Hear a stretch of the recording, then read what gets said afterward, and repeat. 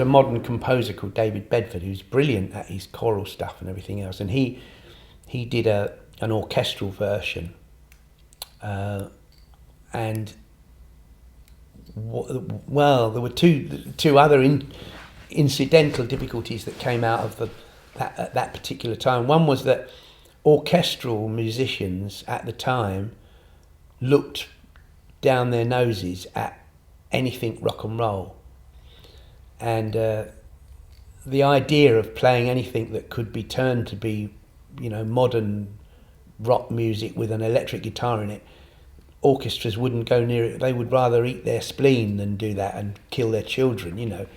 They were so up their arses, with snobbery. It was unbelievable. And it's very interesting now to see them toadying away on Lyric FM, with their little 2-minute versions of bits of all the great works, Don Giovanni cut into little tiny segments. Makes you laugh, because now they'll lick DJs' asses till the cows come home in order to get a few bob, because orchestral music has become pop, light music now. It's come back popular. But in those days, they thought rock was the devil's music, really. And so the band that David got together to do the orchestral one hated it.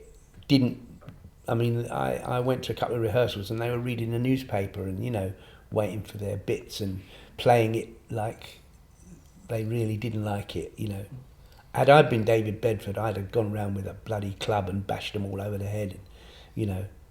I can't stand that. It was awful. I walked out of the concert halfway through, not at David's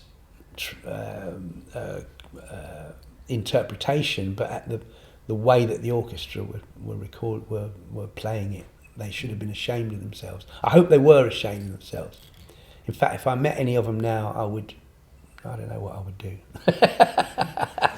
Don't like to think of it.